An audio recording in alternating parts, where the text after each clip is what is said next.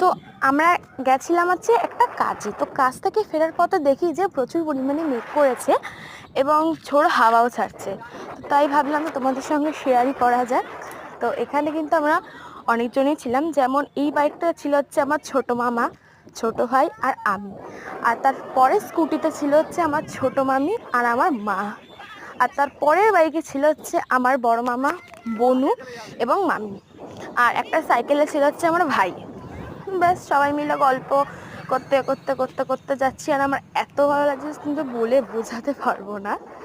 আমার খুবই ভালো লাগে যে এটা হচ্ছে আমার ছোটো ভাই, ওই ভিডিওটা করার জন্য জোর করেছিল, তাই ভাবলাম করেই নি, তোমাদের সঙ্গে শেয়ার করি। অনেকদিন ধরে কিছু আপডেট করার ছিল না, আসলে আমার শরীরটা একদমই ভালো ছিল না, তার জন্য। ওই দেখো সবাই লাইন লাইন দিয়ে যাচ্ছি।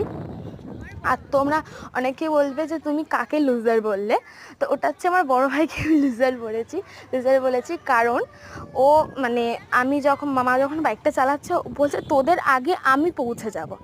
আজকে সত্যিই পৌঁছাতে পারবি তো? ও বলছে হ্যাঁ হ্যাঁ আমি পৌঁছে যাব। তা আচ্ছা ঠিক আছে দেখি। তো তারপর তো লাস্টের দিকে আমরা লুজার হয়ে গেছি, কারণ ও কোথা থেকে গেছে আমি নিজেও জানি না, ও আমাদের আগে পৌঁছে গেছে। তো তার জন্য ওকে আমি লুজার বলেছি। তো এখানে আমার খুব ভালো লাগছিল, পেছন থেকে আমার বোন শুধু ডাকছে দিদি দিদি দিদি। তো দিদি ডাকটা শুনতে বলতে পারো, দিদি ডাক শুনতে আমার খুব ভালো লাগে, মানে এত মিষ্টিভাবে ডাকে না, আমার মানে খুবই ভালো লাগে।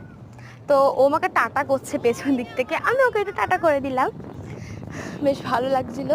আমি চুলটা একটু খুলেও দিয়েছিলাম, আসলে ওইসব কিছুই না, আমার চুলটা ভেজা ছিল আজ, কারণ আমি শ্যাম্পু করেছিলাম একটা কাজে যাবো বলে, তোমাদের বললাম। তো তার জন্যই আমি শ্যাম্পুটা করেছিলাম, তাই চুলটা ভেজা ছিল।